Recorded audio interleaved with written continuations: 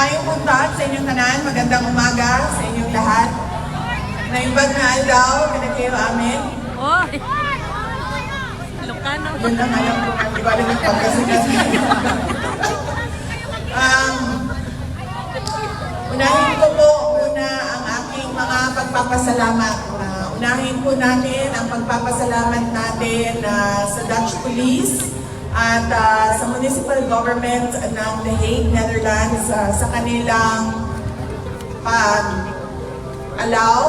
pahintulot, sa paghipahintulot na tayo po ay magsama-sama ngayong umaga na ito para po sa celebration ng 80th birthday ng ating minamahal na Pangulong Duterte.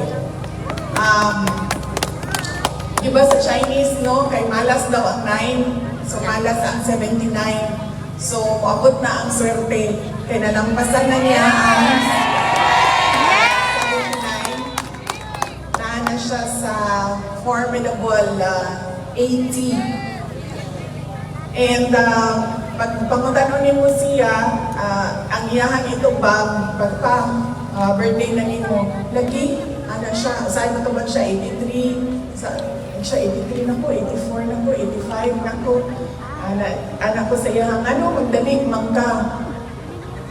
Siya kay ang 100,000 ba yan, no? So 100. So bakit ka nagmamadali? Sabi niya, kasi may 100,000 ang 100 years old sa Pilipinas. So maraming salamat sa inyo, marami sa ating mga kababayan.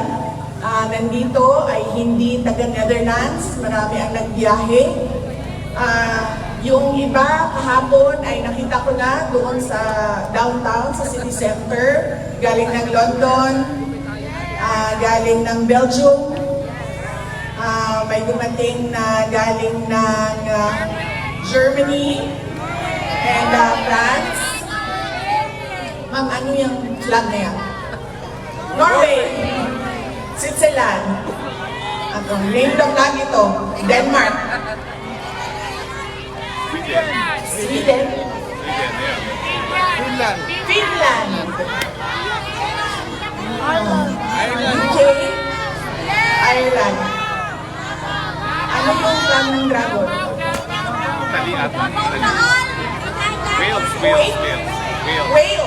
Wales. Kasabaan pa sa Kuwait, ani. Lumalang ang flag namin. Davao, yes. So yes, maraming salamat sa inyong lahat. At maraming salamat sa mga kababayan natin doon sa Pilipinas, iba't ibang lugar sa Pilipinas na nagse-celebrate ng 80th birthday ni Pangulong Rodrigo Duterte. Ngayon lang ako nakakita ng tao na nag-birthday na buong mundo ay meron siyang celebrations sa kanyang birthday. And it shows the goodness of his heart and the love for the people. Because otherwise, the people will not love you if they don't feel the love coming from you. So thank you very much, lalong-lalo na sa ating mga kababayan na nandoon sa Pilipinas. Kanina pa sila nagsimula, alas 2 ng hapon at hanggang daw sila matapos ang 12 midnight at matapos ang araw na ito na kaarawan ni Pangulong Duterte. At syempre, ang pagpapasalamat ko sa ating mga organizers dito sa The Hague, sa ating pagtitipon ngayon.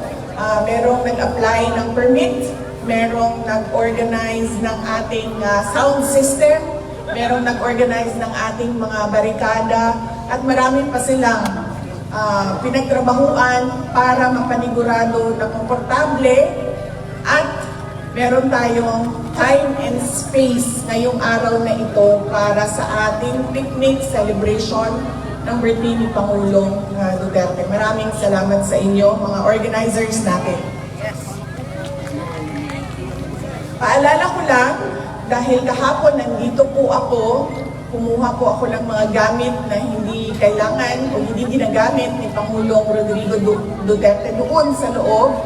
ay pinakuha sa akin, sinabihan ako doon sa loob na pakiusapan tayong lahat, kasama na ang media, na huwag mag-video footage at pictures sa kanilang facade ng kanilang detention facility, lalong-lalo na sa mga tao na pumapasok at lumalabas.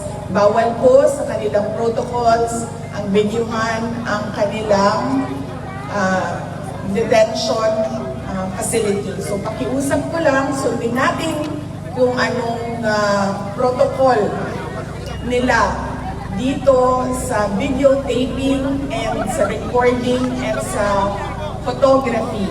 Dahil sa ngayon, nakikita ninyo na napaka-lenient at napaka-cooperative nila sa atin at nakikita nila na at tinutulungan nila tayo na maipakita sa mundo kung ano yung nararamdaman natin. Kaya yung mga maliliit na bagay na hingin nila na huwag dyan kayo mag-film at mag-videotape ay sundin natin. Ang susunod po ay mensahe galing kay Pangulong Rodrigo Duterte. Sinabi niya ito sa abogado kahapon at sinabihan niya ang abogado dahil hindi ko makikita si Inday Sara bukas dahil ang nakaschedule bukas ay ang aking kapatid si Veronica at si Shelito, ang kanyang mama. Sabihin ko sa lahat ng mga supporters ni Pangulong Rodrigo Duterte at sa lahat ng mga abogado na kaibigan niya to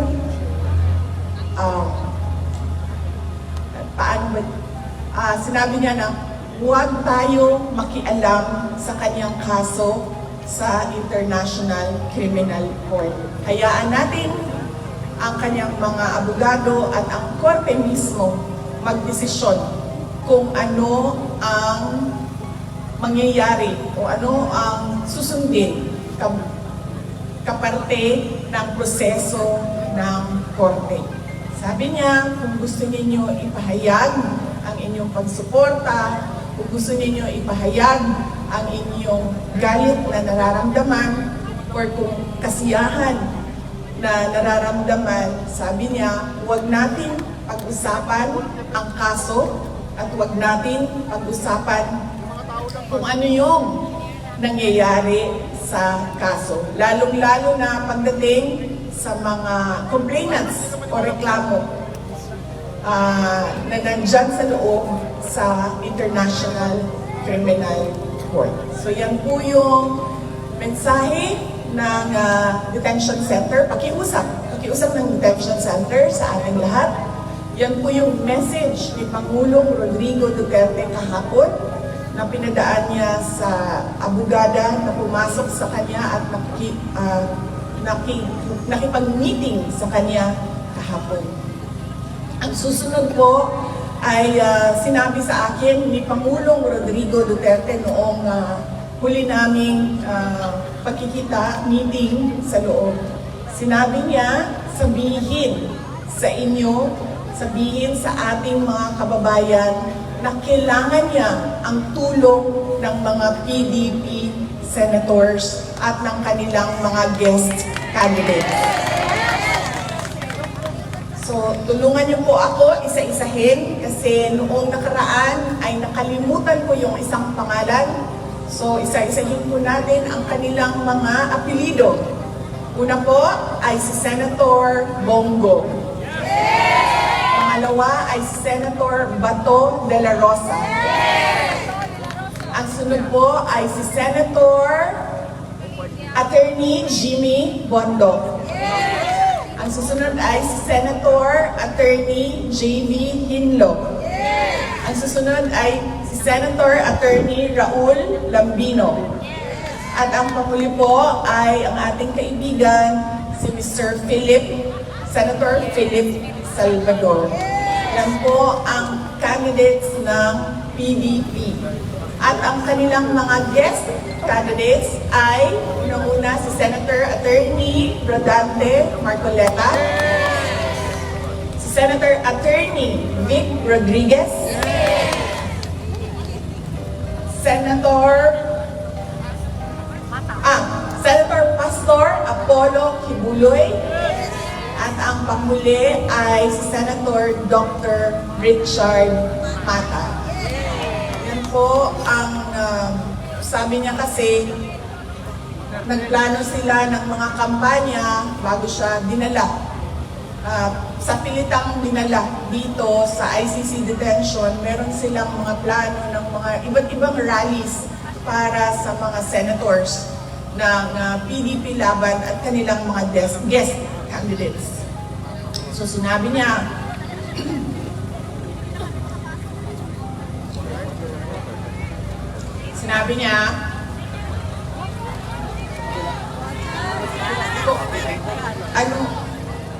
ma'am, para si PRD kung zero yon, ako Pepsi Max. Pepsi na dadali namin bukas, ma'am. Para balanse ang competition.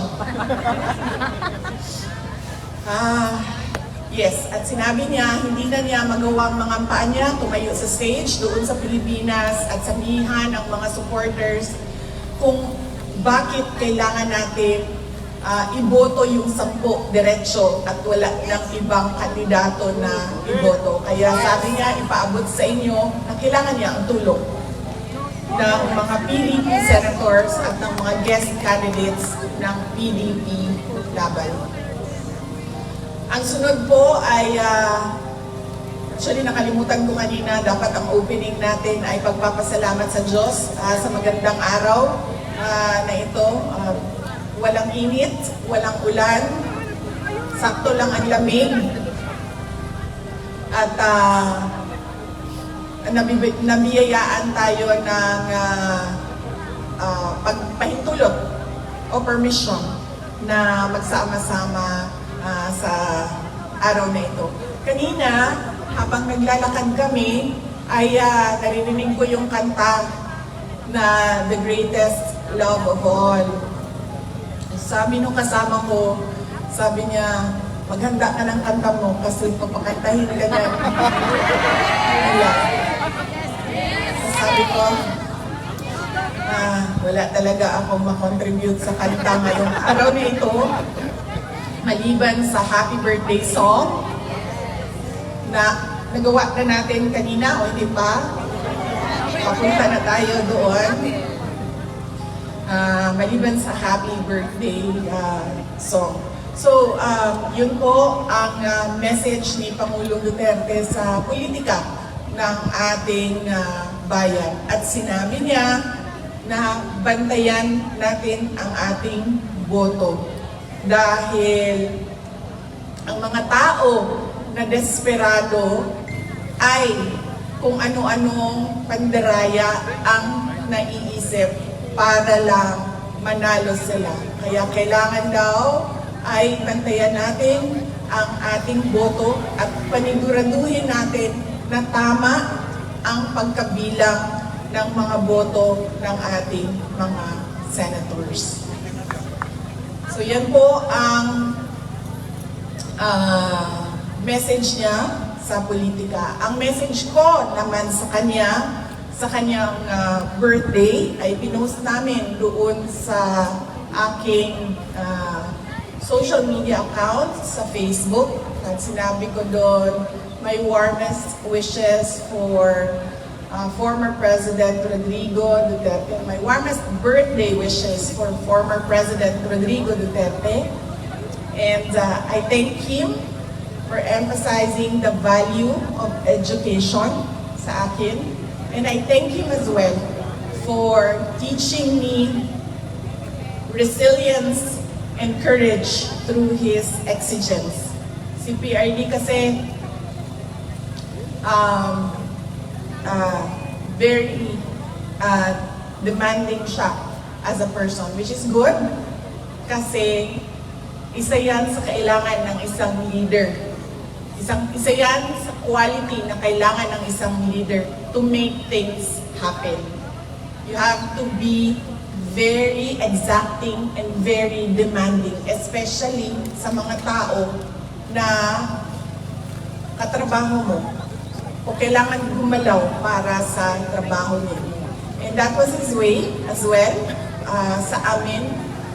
Doon kami ay lumalaki. At nagpapasalamat ako doon dahil natuto ako na maging resilient and brave dahil sa kanyang pagpapalaki sa amin. In fact, noong isang beses na magkausap kami sa loob, sabi niya sa akin, alam ko, pag-usapan namin ang pagbisita ng aking mga kapatid, at sinabi niya sa akin, sabihan mo sila bago sila pumasok dito, huwag silang umiyak. So yun ang mensahe niya sa kanila at sinabi ko din sa mga kapatid ko na ubusin niyo yung luha ninyo sa loob ng banyo. Pagpasok ninyo doon, huwag kayong umiyak. Dahil ayaw niya na nakikita sa amin, ayaw niya na nakikita na umiiyak kami. In fact, noong gathering natin, noong 23, noong nakaraang Sunday, sinabi ko din yan sa inyo na isang beses tumawag ako sa kanya, umiiyak ako. Tapos tinatanong lang niya, nasaan ka? Nakidnap ka ba? Tapos iyak pa rin ako ng iyak, hindi ako makapagsalita. Sabi niya, buntis ka ba? And then sinabi ko lang, nahihirapan ako sa aking pag-aaral. And then sabi niya sa akin, bakit ka umiiyak? Mag-aral ka, bumalik ka sa mga libro mo, mag-aral ka. Ganun siya na klase na parent, no? Ang mga bagay na iniiyakan lang ay kung nakidnap ka or nabuntis ka nang wala sa panahon. So yun ang pinagpapasalamat ko sa kanya ay yung araw ng kanyang kaarawan. And syempre, pinapaabot ko yung pagpapasalamat sa ating mga kababayan sa iba't ibang panig ng mundo sa pagpapakita nila ng suporta sa ating Pangulong Rodrigo Duterte. Idasal natin ngayong araw na ito na sana ay ibalik na siya doon sa Davao City, sa Pilipinas, dahil inaantay na siya doon ng mga Davaoenyo, dahil siya ay meron pang term o darating pa yung term niya na magiging mayor pa siya ng Davao City.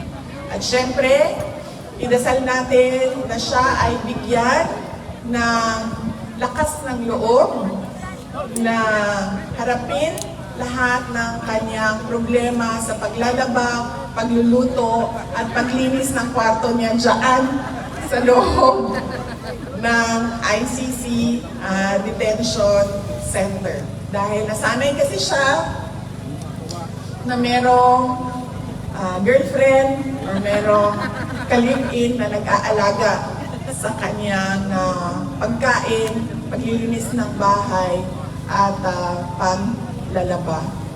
So hindi ko lang alam ngayon, dahil ilang araw na rin kami hindi nagkausap, kung natuto na ba siya maglaba. Kasi sinabihan ko siya na kailangan mo talaga matutong maglaba kung hindi pa balik-balik yung damit mo na hindi mo siya malinis. So sana ay, yun nga, ipagdasal natin na malampasan niya ang hamon ng paglalaba, pagluluto, at paglilinis. At sana ay, dasal din natin na sana ay kunin na niya yung kanyang right na maglakad sa loob, sa labas ng building, doon sa kanilang park, meron silang park sa loob, ay sana ay kunin na niya yung right niya na lumabas at maglakad doon sa park. So let us pray that he learns to do these things one day at a time until kukunin na natin siya para ihatid pauwi sa Davao City at bumalik sa pagsiservisyo sa ating bayan. Noong nakaraang rally, nung 23, March 23, sabi ko sa inyo, di ba, may takot ako para sa kanya na ibalik siya sa Pilipinas dahil nakita naman natin kung ano yung kapasidad ng kanyang mga kalaban. They can easily assassinate a person on the airport tarmac, no? So yun yung takot ko. At sinasabi ko sa kanya yon, pero ang kanyang paninindigan na gusto niya talagang umuwi sa Davao City ay you cannot shake it out of him. So, sabi ko sa kanya, 80 ka naman na. So, kung anong gusto mo, ay yun ang ibibigay namin sa iyo. Dahil mahalaga sa isang tao na 80 years old ay masaya siya. Dahil meron na lang naiwan na 20 years sa buhay niya. Because I'm sure kukunin na siya by 100. No? By the moment na makuha niya yung 100,000, okay, I'll go. Ito yung baon ko. Yes, so very important. Hindi lang kay Pangulong Rodrigo Duterte, but noon sa mga lolo, lola natin, mga magulang natin, mga kapatid natin, na 80, 85, 90, 95 years old, na bilang na yung kanilang mga taon bago sila mag-100, na ang mahalaga ay maalala nila na during the last 20 years or 30 years of my life, I was happy and I was able to do what I wanted to do in my life for my country and especially for God. So ang ating pagsasara ngayong umaga na ito ay sa aking speech ay dasal din. Magdasal tayo para sa ating bayan. Ang gusto natin ay nakikita natin na paakyat ang ating bayan. Hindi tayo nahuhuli sa ating mga kapitbahay. Hindi tayo nahuhuli sa mga second home ninyo dito sa Europe. Gusto natin nakikita na merong oportunidad ang mga tao natin doon. Unang-una, healthcare. Pangalawa, edukasyon. At syempre, pag natapos sila nag-aral, pwede silang magtrabaho doon na yung kanilang natatanggap na benepisyo at sweldo ay pwedeng magpalaki ng mga anak at pwedeng magkapamilya ka doon, magkabahay ka doon sa ating bansa. Simple lang ang pangarap ng mga tao na nagsimula sa walang-wala. Pero nagtataka ako bakit hindi natin nakikita sa ating bayan yon. Gusto lang naman natin maayos na healthcare, maayos na pamamahay, malinaw na pagpamuyo sa ato ang mga komunidad. At hindi tayo takot para sa ating mga anak na nandoon sila sa labas ng bahay, pumapasok sa paaralan, at walang nangyayari masama sa kanila. Pero somehow, it is an elusive dream for many of us Filipinos. At dahil sa trabaho ko ngayon, noon sa Department of Education, nagawa ko na umikot sa iba't ibang bansa doon sa Southeast Asia. And alam nyo, nahihiya ako as a Filipino, lalong-lalo na pag meron silang mga komento na napakaganda ng bayan ninyo, napakayaman ninyo sa natural resources and workforce, pero somehow hindi umaangat yung bayan ninyo. And I appreciate their candidness sa akin na minsan nagsasabi na lang ako na totoo yan. Marami pa kaming kailangan gawin sa aming bayan para kami maging number 1 dito sa ating region. But it is not impossible because napakasimple lang kasi ng formula niyan. Kailangan lang ng security. At yung security o peace and order, isang component ng security ay peace and order, ay may kapares na development plans, development projects, kung saan dapat pumupunta ang pag-unlad ng isang bayan. Yan lang po ang sana ay pagtrabahuan nating lahat, hindi lang ng ating pamahalaan, hindi lang ng ating mga politiko, hindi lang ng ating mga opisyal, kundi tayong lahat. We have to be exacting, we have to be demanding, and the demand must come from the Filipino people, as well as the actions must come from the country as a whole nation moving forward.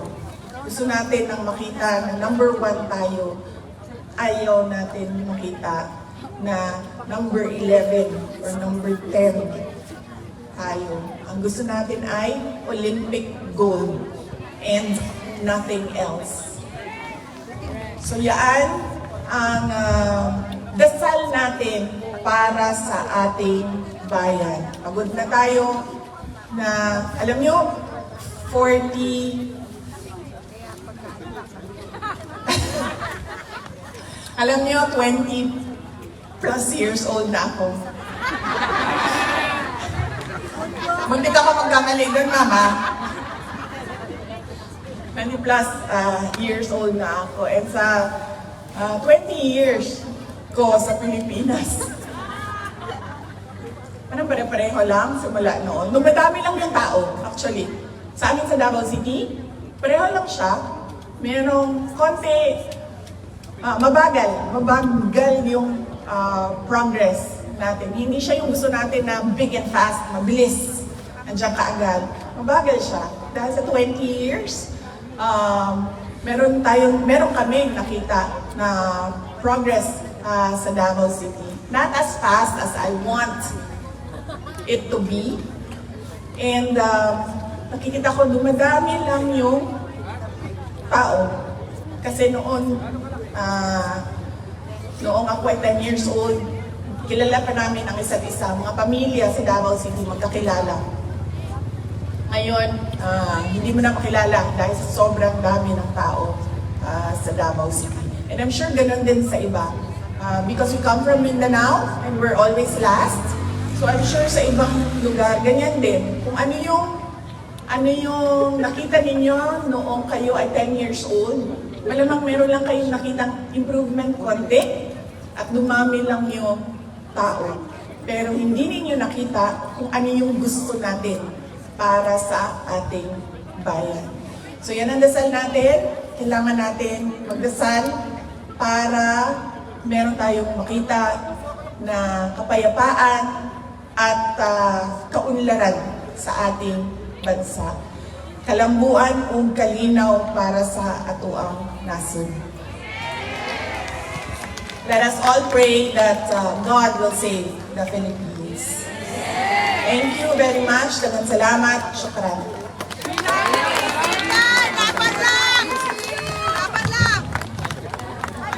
VP, on behalf of the Filipino community, we actually would like to express na meron pong book compilation ng mga letters ng mga Filipino all over, especially from Norway na traffic lang daw. Meron kaming circulate na book.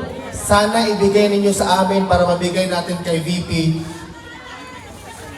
So, sobrang dami siguro. Tinago. Huwag nyo namang itago. Ayan yung libro. Tingnan niya. Yan na libro, ma'am. Para magsulat sila lahat, ibibigay po namin sa iyo mamaya. Okay, sige. Okay. Sige. Maraming salamat sa inyo at sa mga sulat ninyo. Maraming sulat na nandito sa akin dahil binigay noong nakaraang rally noong March 23.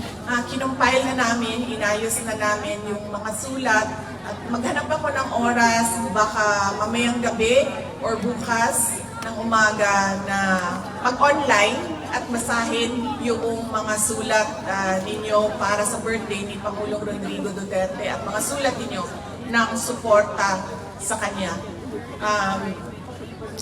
Maraming salamat din sa mga nagpadala ng sulat diretso sa loob. Nagsasabi po ang detention center na sulat lang ang pwede ninyong ipadala dahil meron po silang mga natanggap na packages doon sa loob. At yun po, nakita ninyo ang kinuha namin kahapon dahil bawal po yun dyan sa kanila sa loob. Kaya ang pwede nyo lang po may padala sa loob ay letters lang or cards, of course, birthday cards. Pero hindi kayo pwede magpadala ng gamit. Yan po ang reminder ng ICC detention. Nasa akin po yung mga sulat, nasa akin po yung mga gamit. Kasalukuyan po siyang iniinventaryo namin para po masabi namin sa inyo ilang chocolates po yung natanggap, ilang cookies yung natanggap, ilang t-shirt, ilang may brief pa po na natanggap. Meron po nandun sa amin. Meron pa pong medyas at iba't iba pang mga gamit, no? Napag-usapan namin noong mga kasamahan ko habang kami ay nag-inventaryo dahil sobrang dami ng tsokolate na alam naman nating diabetic si Pangulong Duterte. Nakikita mo doon sa inventory yung best of Europe na chocolates. Wow. Sabi ko sa mga kasamahan ko, tikman natin ito isa-isa para masabi natin anong bansa ba talaga dito sa Europe ang pinakamasarap pang tsokolate. But more than that, dahil sa sobrang dami talaga niya, ay napag-usapan namin na dadalhin namin siya doon sa Davao City, sa House of Hope. Ito yung children with cancer na laging pinupuntahan ni Pangulong Rodrigo Duterte. Ito yung parang mga bata na lagi niyang kinakausap, binibisita at nagpa-party sila doon sa mga bata na may cancer. So yun ang napag-usapan namin. Dalhin na lang namin at ihatid namin doon at i-update lang namin kayo na na-deliver na namin sa House of Hope yung mga tsokolate na pinadala ninyo at hindi rin naman pwedeng ipasok sa loob ng detention center. So, yes, maraming salamat sa mga letters, cards, and mga gamit para kay Pangulong Rodrigo Duterte.